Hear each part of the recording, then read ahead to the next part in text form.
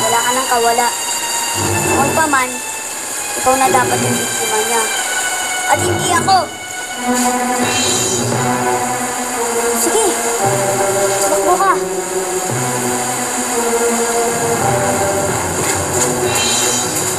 Pero hindi ka rin makakatakas. Papi! Salamat sa Diyos at ligtas ka na. Pikoy, gusto niya akong patayin na Nasaan si Pikoy? Ha? Hindi naman siguro obvious na yung intention niyang gawin, ano? Pero Abby, hindi ko lang mag-gets why oh why? Siguro dapat sabihin ko na sa inyo yung sikreto. Yung sikreto namin ni Perry. I knew it! Sabi ko na nga ba may sikreto ka eh. Tomboy ka, no? At bading ni si Perry. Grabe to! Naku ba, dito mo nga.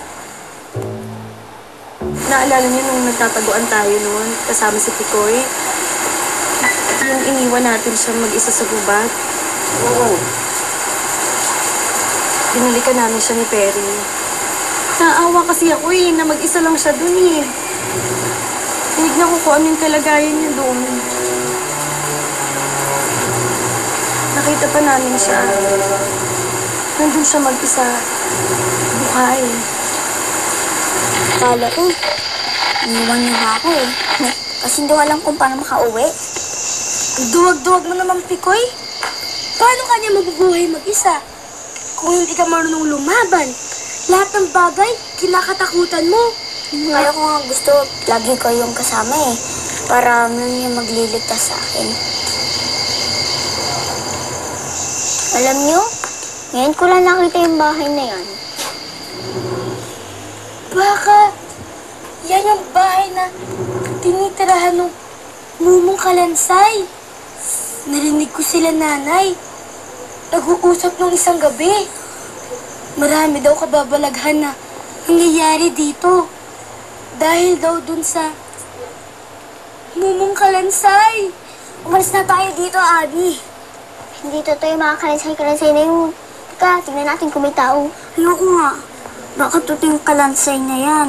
Huwag kang mag-alala. Babantayan namin ka. Sure ka? Oo.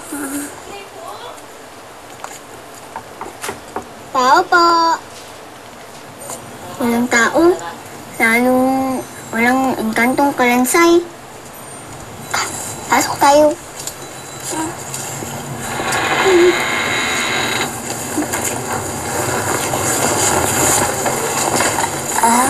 Abby? Natatakot na talaga ako Pwede umuwi na lang tayo. Sandali, titignan ko lang yung laman ng aparador na yun. Abby, pwede wag na lang. Ang duduwag yung dalawa, lalaki pa naman kayo.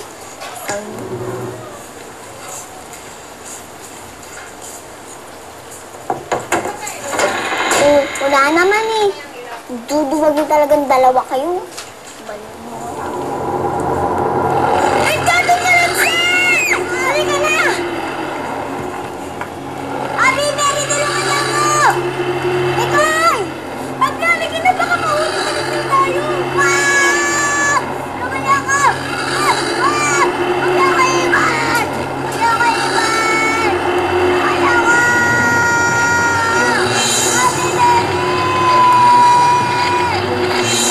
Tapos, kinabukasan, nakita na natin siyang patay na.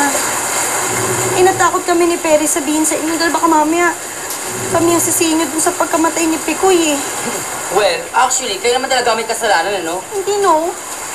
Eddie, ano ba? Stop it! Cupcake, don't blame yourself. Mga bata pa tayo nun At saka, wala kayong magagawa para iligtas si Pikoy di ba? Hey, tama lang iligtas ko sarili mo. Hindi pa talaga. Ang cupcake. Hindi mali, Rico Kasi dapat ginawa ko lahat. Para siguro masagip ko dun si Pikoy o kung ano man mangyari sa kanya, dapat hindi na nangyari. Diba? Kung hindi nyo lang ako... Hindi na sana ako namatay. Pikoy, pwede ba? Okay. Huwag tayong dalawa na lang mag-usap. Pwede ba? Pag-usapan natin to. Ano pang gusto mong gawin ko? Ang pagbayaran mo lahat ng ginawa mo sa akin. Paano? Buhay ang nawala sa akin. Kaya tama lang na buhay ang kuhanin ko.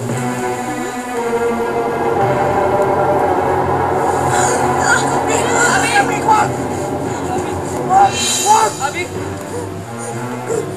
Kapit! Ikaw, bakit mo ito nagawa?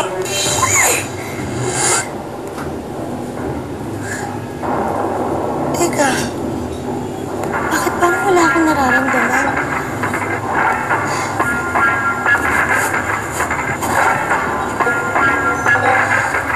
Sandali. Namamanghit na yata ako. Hindi. Hindi ka manhid. Wala kang nararamdaman dahil isa ka na lang kaluluwa.